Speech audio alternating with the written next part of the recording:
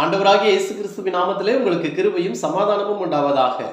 1 தெசலோனிக்கேயரோட புஸ்தகம் 5வது அதிகாரம் 1 முதல் 22 வசனங்களை வாசிக்கும் பொழுது, நாலேஜ் அபவுட் கிரைஸ்ட், காலத்தை பற்றிய ஒரு அறிவு, இயேசு சீக்கிரமாய் வருகிறார் அப்படின்ற ஒரு அறிவு உங்களுக்கும் எனக்கும் வேண்டும் என்று வேதம் சொல்லிக் கொடுக்கிறது. மாத்திரமல்ல, 1 முதல் 22 வசனங்களை வாசிக்கும் பொழுது அங்கே சமாதானமாயிருங்கள், சந்தோஷமாயிருங்கள், இடைவிடாமல் ஜெபம் பண்ணுங்கள், தீர்க்க தரிசனத்தை அற்பமாய் எண்ணாதிருங்கள், ஆவியை அவிழ்த்து போடாதீர்கள் என்று சொல்லி இருங்கள் என்று சொல்லி 7 காரியங்களை பார்க்க முடிகிறது. 7 இருங்கள் என்று இருக்கிறது. இருங்கள் என்பதற்கு பயன்படுத்தப்படுகிற கிரேக்க வார்த்தையானது பீன் என்பதாம்.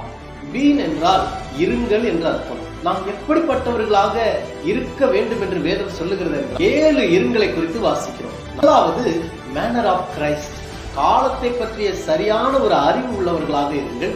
இரண்டாவது, நியாய தீர்ப்பு என்னிடத்திலிருந்து தான் ஆரம்பிக்க போகிறது என்ற எண்ணமுடைய